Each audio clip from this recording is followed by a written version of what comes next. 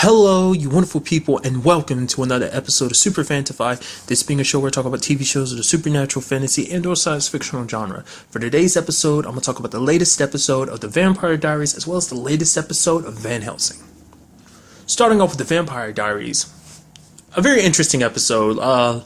Kind of getting a little bit more certain things explained. For one, because I threw it up, I think last week I was wondering, like, the fact is, can she use her power on women? Not just, typically sirens are typically only used against men. It's like typically women are immune to them, but I guess it's one of those things like, hey, depending on what mythology you go about. I mean, granted, she never actually used her, like, power to kind of force them. Granted, obviously, she has a power, she can tap into anybody's mind. That isn't determined by gender, but it's like she never actually used her power on them. She threatened to use it on them, so that was kind of my key sign of, like, the fact is that she didn't just do it makes me wonder if she can't actually use it against women. I mean, like I said, maybe she can. This episode just kind of brought that up, but it never really gave you a conclusive answer. She said she can, but there's no telling that she actually can. We see more in this episode that Enzo was fighting her back, not letting her into his head, but sadly the same can't be said for Damon, because for her, I mean, as we know, like, she already got her grips into his mind already with the whole Elena situation, but we see it kind of push even further. It seems like she hasn't completely erased everything that is Elena from his brain, because what happened is she kind of got the key points already, but now she's kind of, I guess, cleaning up the, like, extra bits, because she, in this episode, like, the day that Elena survived and her parents died, and she warped Damon's memory to think, like, oh yeah, Elena died, because it's like, if she's dead, it disconnects that part of his brain from his memories and makes it a little easier to kind of extrapolate. It's like, oh yeah, you never actually knew her, but if it's like, if she was still alive in his memories, that she lived and had a life and everything, it might make those memories come back, so it's like killing them for sure, like they're dead and gone. So it's like, now that she's dead and gone, it's like now she has him completely. Possibly, I don't know. Maybe there's still some stuff, but I feel like with her killing Elena in his memories, it kind of settles that. What I am curious about, the fact is, why she does it like that, and she's not outright killing Elena. I guess trying to kill Elena would be a lot more of a hassle, or maybe it's just kind of like the writers are trying to not get to that. I mean, who knows? Because I feel like ultimately that's what it's going to come down to. It's going to be like, hey, you can't get, like, for some reason Damon is fighting you to a certain extent, so it's like, I have no choice. I have to kill the last thing in the world that he really cares about. I thought I got rid of her. It's like, nope, I guess it's not good enough. I'm going to have to kill her body. So making sure there's no chance of her ever coming back, because, like, she still doesn't know that thing about Elena. That's why I'm kind of thinking, like, maybe there's parts of Elena that haven't reached her yet about what happened to her. Maybe they are, and she just doesn't care. But it seems like, wanting Damon completely under your control, just like she wanted Enzo completely under control, it's kind of like, you would think, because the whole episode is her going after Bonnie, because the fact is that she knows that whether he admits it or not, Bonnie is important to Enzo, and she's the reason why he's holding back. But not just him,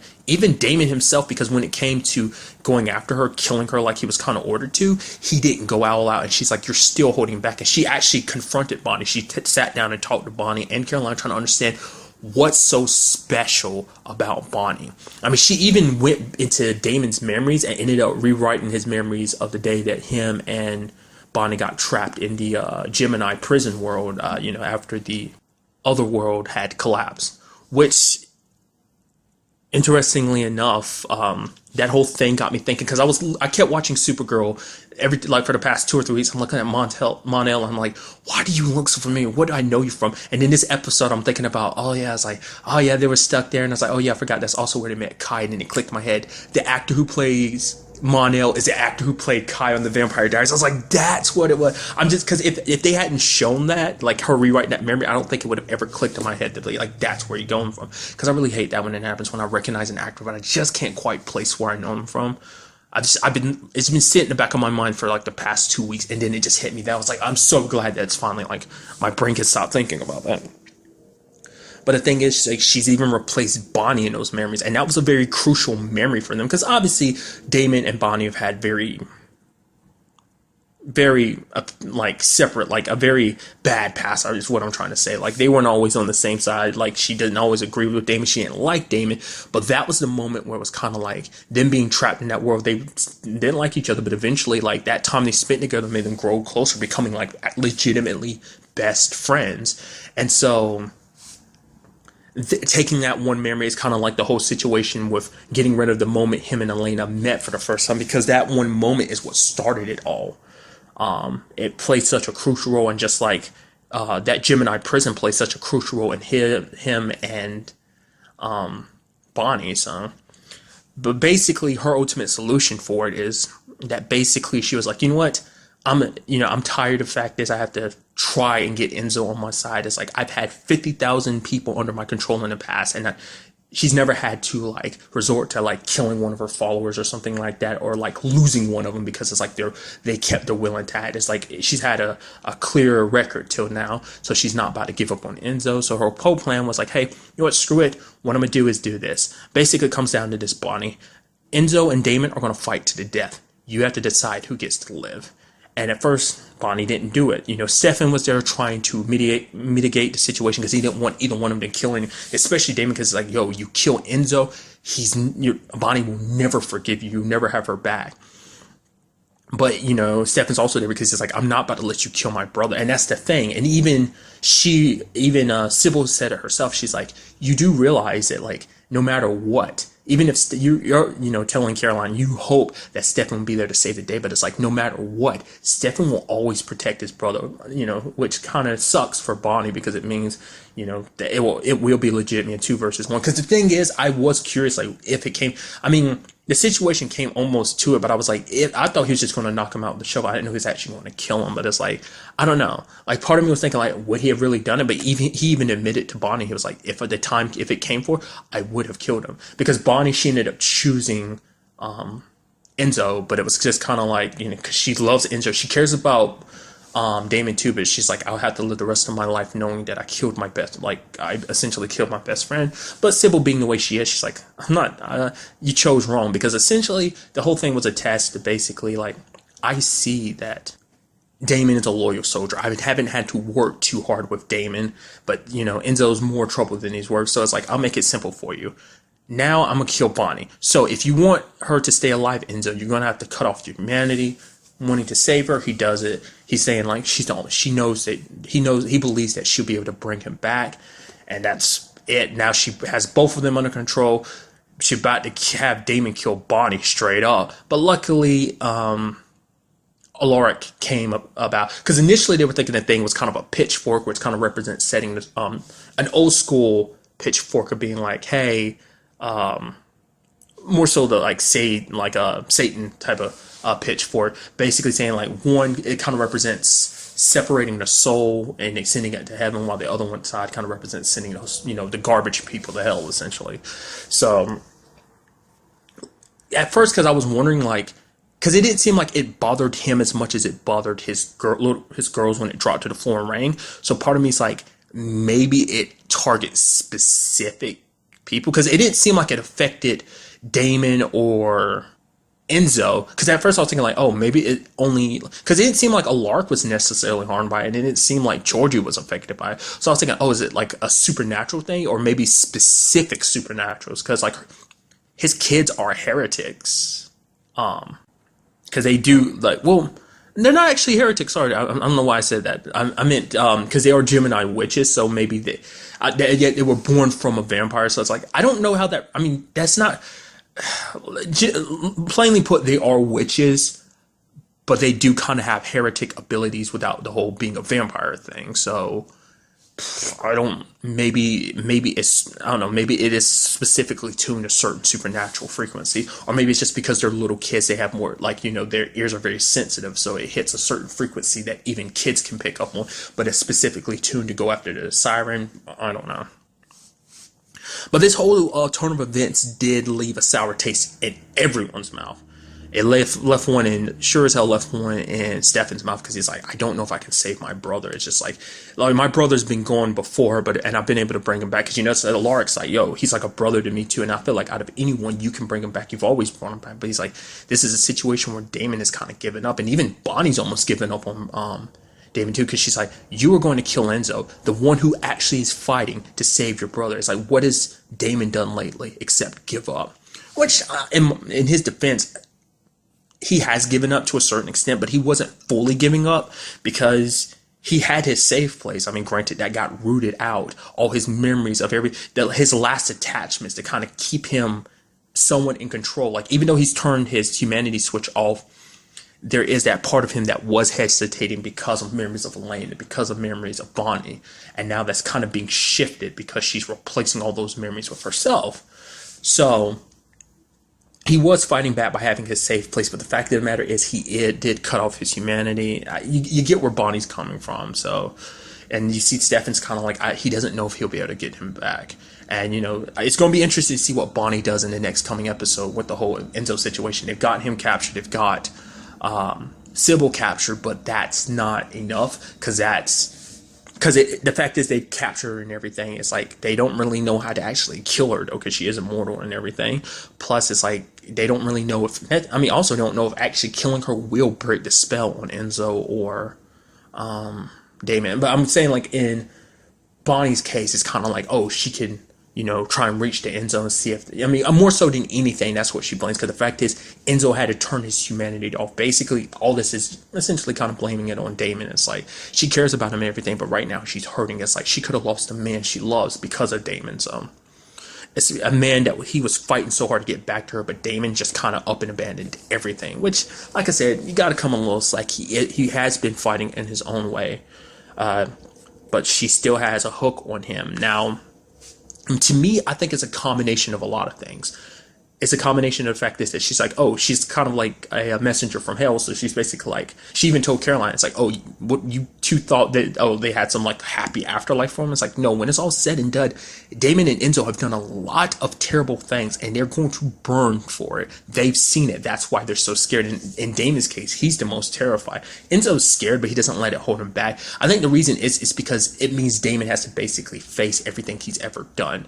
Because, Enzo's done some Damon's done some very bad things in the past, but he's justified them to a certain extent, and now it's kind of coming face to face with the fact it's like eternal damnation. It's like he recognized some of the stuff he does is bad, but it doesn't. It's like now he has to kind of confront it and face the fact it's like, oh, this is my punishment for it. I think at the end of the day, he never really thought about it. I think for him, with the afterlife being gone, he was just thinking like, poof, I'm done. There's nothing. There's just darkness or type of situation. That's what I thought that might be the way he was thinking, but seems like there's something more to it. So that fear combined with the fact is that she's messing with his memories and kind of destroying his attachments, especially at the end of it, because she's like, she basically wants him to separate himself, like go to the point where no one could ever forgive him, do something so heinous that no one will ever forgive him. Maybe this is kind of where the whole Elena thing comes into play. It's like kill Elena and then definitely no one's going to forgive him. But then you had Tyler being the first quote unquote victim. At first he was walking away because there is a little bit of Damon in there still fighting. But we see him bite Tyler. Now, whether Tyler is dead or not, we'll have to wait till next episode. Maybe it's going to be a thing where Sybil kind of gloats that he's dead, and then Damon kind of says, like, yeah, he is, but really he's not, because this entire time Damon has been fighting it to a certain degree. He's just kind of deciding when to pick and choose his battles, So, maybe not. Maybe next episode we'll see it like, yeah, Tyler's straight up dead, so. Because Tyler's like, if you're going to do it, let me look me in the face. He's like, basically like, I'll be a constant reminder of what you did. Now, whether that be like, hey, to make you suffer for the fact of what you did, or the fact is this snaps you back into being who you were to make you realize like you killed someone. Especially because it's like, Elena won't ever forgive him for that, so. But it's like one of their friends, so it's like, maybe he's going to, because I was curious about it. I was like, is Tyler going to pop up this episode? And Tyler popped up. And also just for the whole side note of the backstory, that past memory, I did like the fact is that they brought the actress who played Caroline's mom back. I like, oh no, Sheriff Forbes. It was just kind of nice. It's just kind of like, oh, we miss you in the show and everything. So it's kind of nice that they brought her back. I never brought this up last season because I don't remember if I was talking about the show at the time, like the whole thing was going downward. That was last season, wasn't it? Or was that season 6? I can't remember. Like, that's the thing about long shows, like, a lot of the seasons tend to blur, like, when something happens for me. I don't always remember, but the fact is, the first thing I ever saw that actress in was Kyle XY, so that was just, when I first saw it in I was like, oh, the mom from Kyle XY! Nevertheless, so, I don't know, I am curious to see, like, whether it really is the fact is that Tyler is dead or not. I'm hoping on everything that Tyler isn't dead, that this whole thing is, like, a long con that, Damon is playing. We still don't know exactly what it is that the siren wants from him. It's just like, it does seem like there is a part, like, because even in the memory, like when they're in the prison world and he's fixing breakfast for her and stuff like that, you kind of see his expressions and stuff and make it seem like there is part of him that is legitimately fighting it. He doesn't want to do these things, but like I said, maybe legitimately he's picking and choosing his battle. I'm just very curious to see where this all goes, where her ultimate plan is. Because, like I said, we still, like I've thrown out before, why I think she's chosen these two particular people, like Damon and Enzo, but it's like, why? Still haven't gotten an answer as to why. And I'm guessing ultimately that's going to play out into her plan as to why it was them. I'm just very interested to find out that and what her plan is, what everyone's going to do. Is there a possibility of saving Damon in a situation like this? Because, I mean, it's like she went after someone like Tyler, you know, next one on the list might be Elena's brother, Jeremy. I was like, I almost forgot his name for a second, and it might be Matt too. So it's like, because like I said, this is the final season, so there's no telling where everything will go. I mean, I want to think the show could have a happy ending. Personally, I think at the end of it all, I think I threw this out here before in like one or two, either the first or second episode, but basically, like, I think at the end of this, it's going to be a situation most likely where Damon sacrifices himself, stopping her in whatever shape or form. Either that or Stefan, I don't know, because it's like the whole him and Caroline are getting married thing, so it's kind of like him making one final sacrifice for his brother, but then it'd be like, no, Damon's making it, you know, trying to be the hero. He's like, for once, let me do the right thing, brother, and, you know, he has to, like, you know, Stefan has to legitimately let his brother go and let Damon do what he needs to save him. And maybe we get like a little bit of an afterlife scene where we see him and Elena together or something like that. I don't know. I legitimately want it to be a situation where everyone kind of gets their happy ending, but it's like, who knows, you know? More often than not, like I said, they're going into this knowing this is the final season rather than just being like a last minute thing, like, oh, I'm living with a cliffhanger. They've got the ending possibly set up, so it's kind of like, you know, whether a lot of people are happy about the ending, that's another thing. More often than not, I'm never really like hugely disappointed in season finales. There's certain aspects I'm like, I don't 100% agree with that. I wish you'd done a little bit more. Would have been nice if you elaborated on this a little bit more. But, you know, overall, it's like, you know, it's like you having a choice of like wrapping up a series. So it's like, I prefer it being like, I might not always 100% be okay with a series finale, but as long as it was the creator's choice to be like, well, even if it's just like they gave us one more season to wrap everything up, you know, I don't like that always, but I can live with it. So that's just kind of my piece on that. So I'm just very good episode. And I'm just very curious to see where everything goes. Also, I'm completely ignoring the fact that Georgie now knows everything Alaric's been doing is real. The sirens saw like the whole thing go down. So very curious to see where that goes, especially because she's about the whole thing about like she kind of went to hell and everything. That's what that symbol represents and everything. So that's probably going to make her kind of question a lot of stuff, you know, that whole experience. So I'm very curious to see what they're setting Georgie up to be. Is that, like, they kind of threw it out there. Lark was like, yeah, there's not going to be a you and me. I got my work and my kids to focus on. So I don't know what it's that. I'm still kind of thinking maybe him and the nanny, too. It's like, where is that going to go? That's probably going to take an interesting twist. But maybe she is legitimately just the nanny. Like, I spent the entire time doubting Kyle from Beauty and the Beast. I was like, oh, he's definitely a bad guy, which to a certain extent he played a part in the story. Was kind of like, okay, he screwed over the group, but nevertheless he turned out to be a good guy overall. So maybe I'm sitting here just assuming the worst and being like, oh, she's gonna be a plot twist where it's like she's a bad person or something. I don't know, we just have to wait and see. So, and now moving on to this week's episode of Van Helsing, which in my opinion is a very different toned episode. I mean, kind of maintains obviously the same tone, but it was just kind of like with everything that went down, it wasn't, I mean, obviously there were heavy moments overall, but it's like, it was just a little bit more of a calmer episode. It was kind of like almost like, hey, moving from one situation to another, and it's just like things aren't a little too hectic. I mean, granted, there's the whole like going to the military base and everything, and then like you have the vampires exploding on landmines. That was kind of interesting. Wasn't expecting that to happen, but I love that there is something kind of here in the background of it throughout the episode. It's like, oh, the landmines going off are getting closer, meaning the vampires, because apparently vampires kind of work on a similar rule of I mean, especially because, you know, some vampires are just kind of like, it's more instinct than actual thought. I mean, like, as we know, the top tier vampires basically have full on thoughts, so they wouldn't be attracted to just pure sound, but others are artists, so they kind of work like on zombie rules. So it's like one vampire blowing up kind of attracts another, which attracts another, and so forth. But essentially we had the group a big part of this episode is like the group being split on where to go. It's like, hey, these bells are going off. We should go see what that's about. Then it's kind of like Axel's like, no, we need to go check out the military base, which Doc agrees because it's like, well, her sister worked there and everything. Plus, she might have a little more information about what's going on, specifically what's important with Vanessa. And that was kind of a very interesting thing in this episode. Obviously, last episode, Axel talked about the fact is if it came down to it, he'd take Vanessa out, which, obviously that meant his escape plan. But now, like, it kind of comes back up this episode because Vanessa's like, who knows what the military wants her for? Like, what experiments they want to kind of run on her.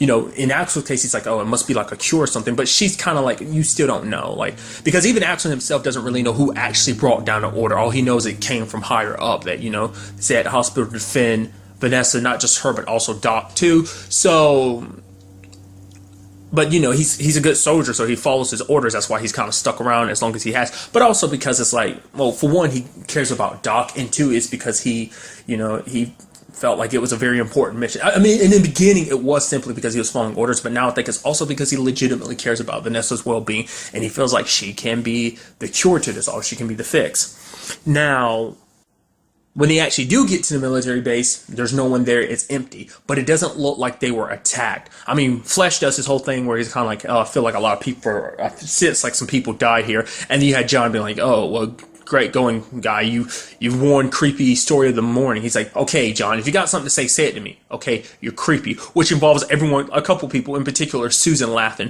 Which is just like, you got to see like a little more, like I said, a little more friendlier side in this episode where it's like, you see her laughing and everything with Sam when he's sucking out the gas and everything. Especially later on when they find all that booze. Everyone's getting a little drunk and like kicking back and having fun. Like I said, it wasn't like a very light, like in the terms of like all the other episodes, I feel like it was a very lighthearted episode where it wasn't just too much going on. It's just kind of like, hey, trying to decide what the hell do we do next? Because it's like, they end up meeting up with that guy, Gorman. He emphasized it. It's not Norman, it's Gorman with a G. That basically he's part of the resistance, which because Axel thinks so. Like, okay, so it's not pretend, it's real. Right? The whole thing is real. It's like, yeah. Which we kind of already know that because Rebecca wants to use the girl. Which I'm going to go back to calling her a girl because I don't know if she actually is Shima, like, Muhammad's sister. I mean, I assumed, and the way that one opening to the episode made me think, it's like, oh yeah, like it was kind of like, oh, flashing back previous stuff in the previous episode. I was like, oh, so they really are outright saying that's his sister. So, I mean, but maybe not. But I'm till now, like, I'm just going to just refer to her as the girl. Basically, the whole situation is Rebecca wants to track down the resistance because it's kind of a myth amongst everyone, not just Axel, even the vampires. But then she was like, she got that guy to admit like Taka exists, so the resistance exists. It's kind of interesting that a guy like Gorman would be a part of it because Gorman seems a little off his rocker a little bit because he went up like the door to that place was locked, the facility, the farm, which I'll get to in a second. But he lit up a piece of dynamite, put it there just calmly, and then chugged along, and then the dynamite didn't go. He's like, well, I got a backup plan. Pulled out a grenade, threw it, and blew it up. Which wasn't the best idea naturally because it ended up leaving with like everyone being like, well, trapped underneath that in that facility. Because initially Doc and Vanessa went to her sister Grace's office, and Vanessa started asking all these questions like, your sister never told you what she actually did. It's like, no, but she's like, by looking at the room and all the smell, might have been like dead animals and stuff like that. So it was like she was doing some kind of experiment. Her sister never opened up about it. Anytime even when they talked during the series back in episode 2, like when we saw that event, it wasn't like she was like particular facing a certain way away from everything else. So it's not like you got a really good look because Doc was like, it had to be like, she doesn't really know what's going on, like, because she, like, the military rolled in after Doc had told Grace about Vanessa's condition, and then it's just like, and then like you saw Grace got a little cagey, and then she's like, yo, what's up? And her sister was telling her it's nothing. So the thing is, like, if that's the case, like, how would they know? Like, how, like, it makes you wonder, like, is Vanessa's situation kind of a supernatural situation like vampires, or are we going to take a more science fictional approach and be like, oh, vampirism is actually a disease, and it's like whatever's in Vanessa is kind of a disease too. Maybe it was like manufactured type of thing. I feel like this show is definitely taking the supernatural route. I mean, maybe it could easily transform and be like, oh yeah, it's actually taking the sci-fi route, but I'm really sure it's taking like the more like, yeah, this is a thing that's existed for a long time.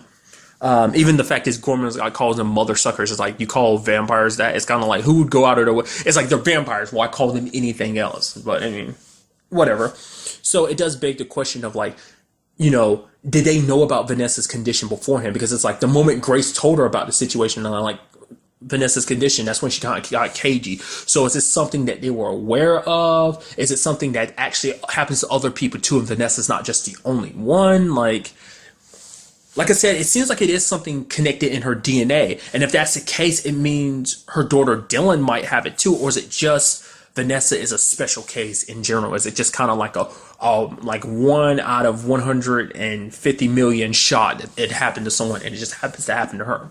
I don't know. But it's like, it does seem like they have some preconceived notions. Like, I mean, maybe they're looking, I mean, maybe when they looked at her blood work, they already know that vampires exist because it's like, oh, big government secret or something. And then they saw her test work and it's like, okay, something's up here. She's a dead woman. She appears human, but she has a whole DNA sequences of a vampire or something. I mean, that's how my brain deals with that. But it's like, because, they get down there. I'm sure we're going to investigate it a little bit next episode, but this place known as the farm, is where the experiments were held and everything like that. There is a section of it that's called like quarantine, which you had Axel kind of opening the door, but he never really went in further. So I'm guessing we're going to, kind of explore that a little bit next episode. But like I said, it was kind of like a more lighthearted episode. Everyone's having fun, getting a little drunk. Doc still kind of pushing Axel away. I guess it's because, once again, it's just that whole situation of like he thinks she's a good person and she's just afraid to get close to him. It's hard to tell whether that's true or not, like whether it's something else altogether, whether it's kind of like, there's more to it than that, or whether it is simply just like, hey, he thinks I'm a hero and, she's still keeping that secret. I wonder how long is she going to keep it? It's going to happen at some point where she just like spills her guts. It's like, it didn't go down that way. I pushed him out there. I got turned into a vampire because I got scared and stuff like that. I don't know. And then there was the whole situation with Susan and John, and I was like, they're getting drunk and they're making, I was like, ooh, this is, well, before they started making, I was like, ooh, this is interesting. And it kept going, and then it got to that point where it's like, oh, this is no longer nice and friendly, because it's like he's covering her mouth and she's trying to scream for help and everything, and it's like, oh shit. I was like, this took a dark path, because she was like, no, because layman's term, no means no, dude. I mean, I don't care how drunk you are or whatever, it doesn't excuse what he did. And then Vanessa showed up. It's like, yo, what the hell are you doing? He's like, mind your own business, bitch. And then she punched him in the face. It's like, don't call me bitch. For one, like, that's her friend and everything. And two, because Vanessa, I already kind of know she was already like that. Now, I don't know whether it's when it comes to Susan, she gets super protective when it comes to the abusive angle, because her boyfriend at the time, like Vanessa, kicked his ass because he was abusive towards Susan. Now, I don't know if it's like that, or is it just in general she has such a problem? Like, I think naturally everyone has a problem with a guy that's abusing anyone abusing their significant other.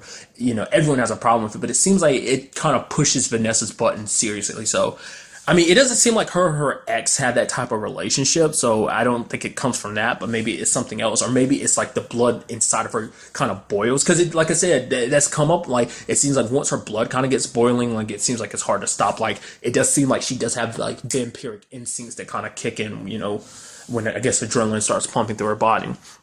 Then it starts getting people question. It's like, wait a minute, you see all these marks on her neck and everything? Wait, it's just like John's like, wait, what? You think I'm the killer? No, because there was an earlier point in an episode where John was getting a little creepy himself when he was looking at Doc, using the bathroom and everything, and it's just like, oh no, it's not like that. They checked through his bag. There's a knife. There's that girl Cynthia's finger, and it's like, oh my, it's you, isn't it? And so he's like, no, it's not me. You've got this wrong. Basically, what ends up happening, though, is he basically smashes the bottle and takes Susan hostage. He doesn't really say anything because, he's just, he's kind of drunk and he's in this situation. I mean, I'm sure the alcohol hadn't completely left the system. And you have Vanessa going all badass, throwing a knife, and it hits his neck and he dies. And then even she herself says, I hope we were right. I mean, granted, John was a douchebag, but he was warming up. Granted, that was a heavy, heavy douchebag move. It's like, why would you even do that? Like, I don't care how drunk you are. It's like, Lady says, no, you just stop. It's just, because I don't believe John did it. Just the way he was acting, it's like he got out of that because he wasn't about to take it. He's like, no, you're not about to kill me. I'm about to try and find a way out of here. But it's like, there's only one way in and one way out, at least that we know of, because the entrance is blocked and everything. So I'm sure he was just panicking, but it's like, like I said, Vanessa said, it's like, I don't think John did it. So still 2 suspects left, 3. Like I said, I don't want it to turn out to be Axel. I really don't want it to be Axel, but who's to say it doesn't turn out to be Axel and like this was all like he's actually a bad guy this entire time. That would suck, especially because everyone's trying to get close to him, especially like Vanessa wanted to get close to him and everything. It would just suck ass, you know. It's like the one person you in the group you thought you really could trust, and it's like even he's the bad guy. But so currently, with Axel possibly being in the running, my main suspects are Doc. I'm still not sure if I'm suspicious of Flesh. I'll kind of add him to the maybe pile with Axel and then Sam. It's like they're literally the only ones left now, you know, because it definitely sure as hell couldn't have been Susan. So definitely couldn't be Vanessa because that guy, what was his name, Roger, got killed when Vanessa was away. And I mean, granted, you never know. It could be Muhammad, but I really doubt it. I mean, because really the whole point was Muhammad took the blame, you know, so that everyone else could survive. And I'm still sticking to my guns. Who's to say Sam wasn't lying? That Sam didn't manipulate that situation because they kicked Muhammad out. And maybe that was just to kind of cover his own tracks too, because the fact is that he's a killer. There's no telling. Like I said, last episode, I was like, we kind of forgot about that situation for a little while, but it's like, there's still a killer here. And it's kind of interesting how that kind of does escape in one's mind. It's like, you know, it took the other group reminding them, it's like, the fact of the matter is you have a killer amongst you. We're just trying to figure that out. So it's kind of like, you know, and like I said, the lady that died last episode, what was her name? Natalie, Jennifer. I'm such an asshole for forgetting her name, but because I literally only heard it that one time. Maybe they've said it other times before, and it just blinked on me. But like her being dead, I was like, well, that takes her off the suspect list. So it's like I said that last time. So it's like who's to say whether there or not that's the case? I don't know. We would just have to wait to see where that goes. Like I said, I get the feeling next episode we're going to be exploring the facility a little bit more. Who's to say what kind of things they might come across? Maybe stuff connected to Vanessa. I'm very curious to find out like what her whole situation is. Is it biological or is it just? I mean, it most likely is biological, but I'm wondering is it something that could be passed down to Dylan? Because that could mean Dylan could be alive no matter what the situation is, even if she gets hurt. She can heal or whatever. It does seem like you have to die first before it kind of kicks in. What I am curious about, though, well, I mean, like I said, the whole situation about her kicking, like, Susan's boyfriend asked before, it makes me wonder, like, is the instinct there? Like, that drive is there, but it doesn't fully activate until you die. So it's like, would Dylan have to die first? And it's like, if that's the case, like, Dylan could easily be a target, cause especially if they find, because I don't think they know that she has a daughter. You know, only one that knows she has a daughter is everyone in the group, which could come back to bite them in the ass. Guys, I don't know. Like I said, maybe this whole killer situation at the bottom of it is kind of like, yo, like someone secretly working with the vampires. But if that was the case, there'd be a whole trail and everything. Who knows? Who knows why anyone would do what they're doing? I mean, because really this didn't start up until like it took a while before that kicked in. So it's like, why? I mean, that's why it also puts Axel in the running, because it's like maybe Axel just kind of became unhinged because of the whole situation, and maybe he's just like he had a mental break where he has two personalities: the regular Axel and then like this serial killer. I'm really hoping on everything it really isn't Axel, because that would suck. Because I like Axel.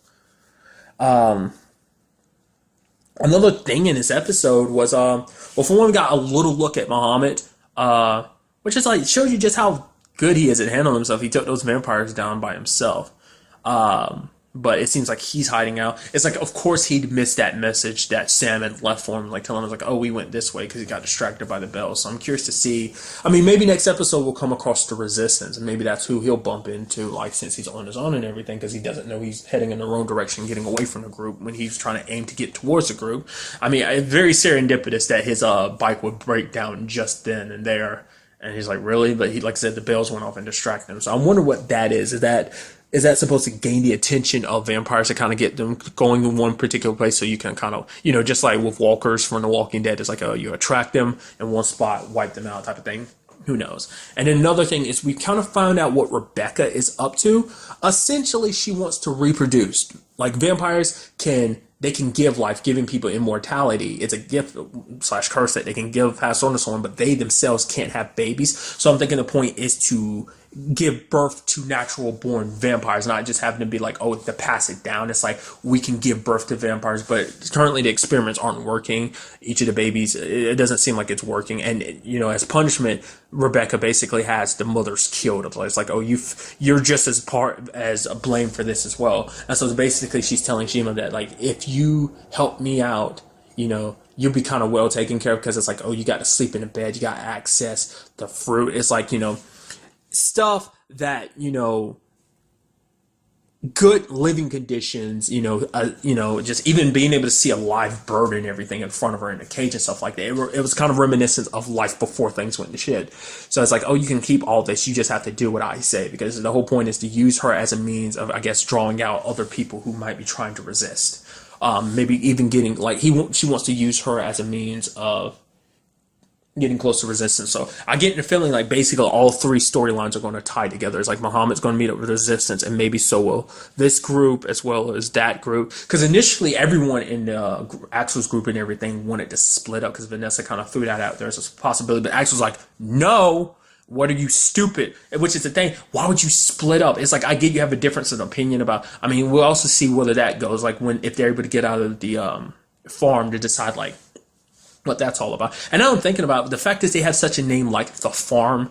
It means like this whole Vanessa situation. Maybe the thing is that she isn't the first. Maybe that's kind of time. Now that I'm thinking about it, maybe that's what that whole name is about, because they found other people like her, but they kind of fell through. It's kind of one of those situations. Kind of like, if I had to put it to an example, it's kind of like, spoilers for The Last of Us. It's kind of like the whole Ellie situation. It's like the Fireflies are trying to find a cure. She has the potential for it, but they used a lot of people in the past. Like other people seem to have cures too, but it's like, oh, it didn't work out. So they're like, oh, hope maybe this time will be different. And maybe it'll come down to that, where it's like, hey, Vanessa can be the cure, but it means her dying. And then maybe Axel has to make the choice. Does he want Vanessa to live, or does he want to kind of save humanity? And maybe he'll make a similar decision like Joel. Like I said, once again, I'm sorry if I'm spoiling The Last of Us, a game that's like 3 years old. But nevertheless, I just kind of want to throw that out there, because that's kind of initially where my brain was going. So it's like, farm as in farming, maybe organs or bodies and stuff like that. That's where I'm chalking it up. Maybe it's nothing like that. Well, we really won't know until next episode. So, but that's really all I want to talk about in this episode. Till the next time we meet, be happy, be safe, live life to the fullest, and enjoy it. Good day and goodbye.